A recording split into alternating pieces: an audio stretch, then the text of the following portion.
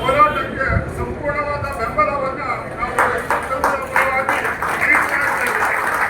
ಮೊದಲಾಗಿ Sharavati pump storage ಎಂಬ ಒಂದು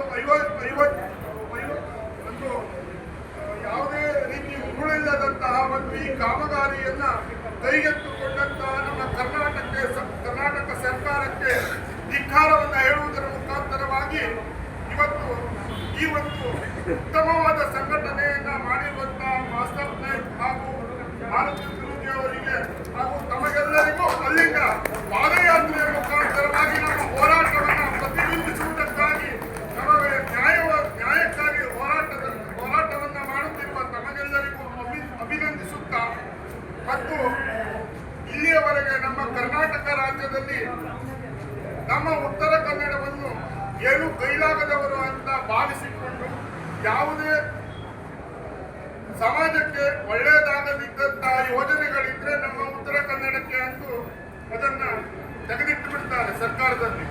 ಯಾಕೆಂದ್ರೆ ಇಲ್ಲಿಯ ಜನರು ಬಹಳ ಮುಗ್ಧರಿದ್ದೇವೆ. ಇಲ್ಲಿಯವರೆಗೆ ಯಾವುದೇ ಹೋರಾಟವನ್ನು ಸಹ ಮಾಡಿದರೂ ಅದನ್ನು ನಿರಂತರವಾಗಿ ಮಾಡದೆ ನಾವು ವೈಫಲ್ಯವನ್ನು ಕಂಡಿದ್ದೇವೆ. ಆದರೆ ಇವರು ಕೈಗೆತ್ತಿಕೊಂಡಿರುವಂತಹ ಈ ಒಂದು ಯೋಜನೆ ಬಹಳ ಮಾರಕವಾದ ಯೋಜನೆಯಾಗಿರುತ್ತದೆ. ಇದನ್ನ ಕೈ ಬಿಡಲೇಬೇಕು ಎಂಬಂತಹ ಹೋರಾಟವನ್ನು ನಾವು ಮಾಡುವುದರ ಮುಖಾಂತರವಾಗಿ ಉತ್ತರ ಕನ್ನಡದವರು, ಹೊನ್ನಾವರದವರು ನಾವು ಮುಗ್ಧರಲ್ಲ ಎಂಬಂತ ಒಂದು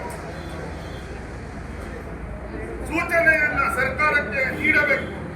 ಇದಕ್ಕೆ ಇಲ್ಲಿಯವರೆಗೆ ತುಂಬಾ ಸಲ ಹೋರಾಟವನ್ನು ಮಾಡಿದ್ದಾರೆ. ಈ ಹೋರಾಟವೂ ಸಹ ನನ್ನ ಪ್ರಕಾರ ಸಾಕಾಗುವುದಿಲ್ಲ. ಮುಂದಿನ ದಿನಗಳಲ್ಲಿ ಸರ್ಕಾರ ಇದನ್ನ ಕೈ ಬಿಡದೇ ಇದ್ರೆ ಮತ್ತು ಉಗ್ರ ಹೋರಾಟವನ್ನು ಮಾಡಿ ಈ ಯೋಜನೆಯನ್ನ ಕೈ ಬಿಡಲೇಬೇಕು ನಮ್ಮಂತಹ ಒಂದು ಧೋರಣೆಯನ್ನು ಇಟ್ಟುಕೊಂಡು ತಾವೆಲ್ಲರೂ ಇವತ್ತು ಹೋರಾಟಕ್ಕೆ ಬಂದಿದ್ದೀರಿ. ಇದಕ್ಕೆ ನಮ್ಮ ಹೊನ್ನಾವರ ತಾಲೂಕಿನ ರೈತ ಸಂಘದ ಸಂಪೂರ್ಣ ಬೆಂಬಲ ಇದೆ. ಮುಂದಿನ ದಿನಗಳಲ್ಲಿ ಮತ್ತು ಬರುವಂತಹ ಹೋರಾಟಕ್ಕೆ ನಮ್ಮ ಉತ್ತರ ಕನ್ನಡದ ಸರ್ವ ರೈತ ಸಂಘದ ಎಲ್ಲ ರೈತ ಸಂಘದ ಸದಸ್ಯರಿಂದ ನಮಗೆ ಸಂಪೂರ್ಣ ಬೆಂಬಲವನ್ನು ನಾವು ಸೂಚಿಸುತ್ತೇವೆ ಅಂತ ಮಾತನ್ನ ಈ ಸಮಾಜದಲ್ಲಿ ನಮಗೆ ಹೇಳ್ತಾ ಇದ್ದೇವೆ.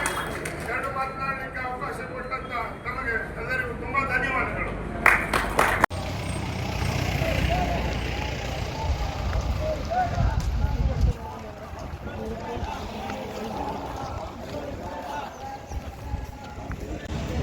ನೀವು ಲೇಟ್ ಹೆಸರು ಮಾಡ್ಕೊಳ್ಳೋದಿಲ್ಲ, ಯಾಕೆಂದರೆ ನಿಮ್ಮ ಜವಾಬ್ದಾರಿಗಳಿದ್ದಾವೆ, ಅರ್ಥ ಆಗ್ತವೆ. ಆದರೆ ನಮ್ಮ ಧ್ವನಿಗೆ ಸ್ಪಂದಿಸಿ ನೀವು ಬಂದಿದ್ದಕ್ಕೆ ಅಭಿನಂದನೆ ಸಲ್ಲಿಸ್ತಾ ಈ ಮನವಿಯನ್ನು ನಿಮ್ಗೆ ನೀಡ್ತಾ ಇದ್ದೇವೆ. ಇದನ್ನು ನಮ್ಮ ಘನ ಸರ್ಕಾರಕ್ಕೆ ಮುಟ್ಟಿಸಬೇಕು. ನಮ್ಮ ಧ್ವನಿಯನ್ನು ಮುಟ್ಟಿಸುವ ಮುಖಾಂತರ ಸರ್ಕಾರ ಈ ಯೋಜನೆಯನ್ನು ಇಲ್ಲಿಗೆ ಕೈ ಬಿಡುವ ಕೆಲಸ ಮಾಡಬೇಕು. ಅದಿಲ್ಲವಾದರೆ ಮುಂದಿನ ದಿನಗಳಲ್ಲಿ ಈ ಪ್ರತಿಭಟನೆ ಹೀಗೆ ಇರಲಿಕ್ಕೆ ಸಾಧ್ಯ ಇಲ್ಲ.